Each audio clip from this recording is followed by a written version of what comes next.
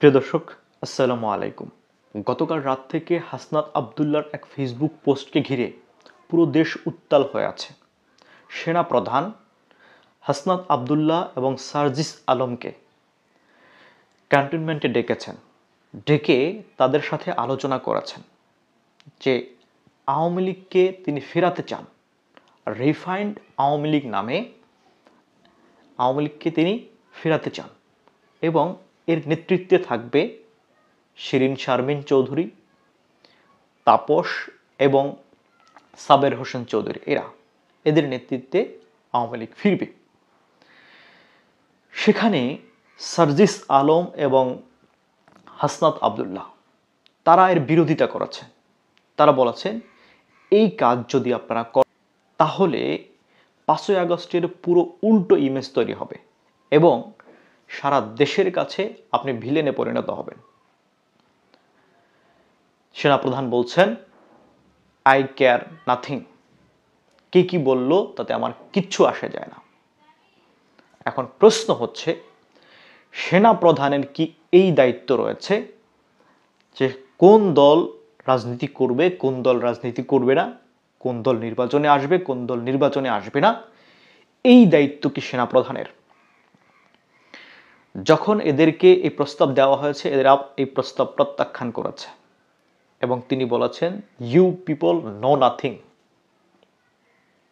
যে তোমরা কিছুই না, তোমরা এটা মানলেও কিছু হবে না, না মানলেও কিছু হবে না। এবং হাসনাত আবদুল্লাহ তার পোস্টে লিখেছেন যে এই পোস্ট করার পরে আমার অবস্থা কি হবে জানি না। সেনা প্রধানের সাথে কিংবা ক্যান্টনমেন্টে যেসব আলোচনা হয় সেসব আলোচনা কেউ সামনে নিয়ে আসে না কখনোই, কিন্তু হাসনাত আবদুল্লাহ সেই কাজটা করেছেন এবং অনেকগুলো রাজনৈতিক দলের সাথে সেনাপ্রধান আলোচনা করেছেন। তারা এই বিষয়টা একমত হয়েছে যে আওয়ামী লীগ একটা শক্ত প্রতিপক্ষ কিংবা অন্য একটা শক্ত প্রতিপক্ষ থাকার চাইতে, একটা বিরোধী দল থাকার চাইতে কয়েকটা দুর্বল বিরোধী দল থাকা ভালো।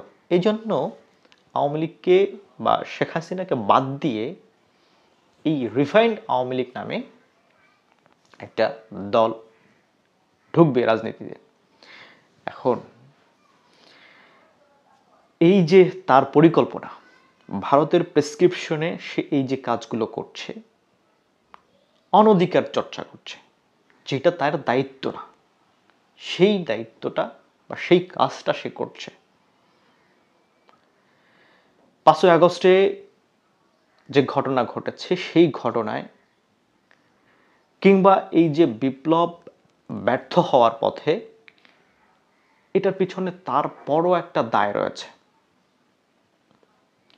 5ই আগস্টে শেখ হাসিনা দেশ থেকে গিয়েছে কিংবা তার নেতাকর্মীদেরকে ক্যান্টনমেন্টে আশ্রয় দিয়েছে। বলা হচ্ছে যে এখন পর্যন্ত সেখানে নেতাকর্মীরা অবস্থান করছে, অনেক নেতাকর্মী সেখানে এখন পর্যন্ত অবস্থান করছে এবং সে সেখানে আশ্রয় দিয়ে তাদেরকে সেফ এক্সিট দিয়েছে। তো এই হচ্ছে তার কাজ এবং এগুলো কোনো সেনাপ্রধানের দায়িত্বের মধ্যে পড়ে কিনা সেটাই হচ্ছে প্রশ্ন। এবং গতকাল থেকে তার পদত্যাগের দাবি উঠেছে সারা দেশব্যাপী। সোশ্যাল মিডিয়াতে অনেকেই এই বিষয়গুলো নিয়ে আলোচনা করছেন।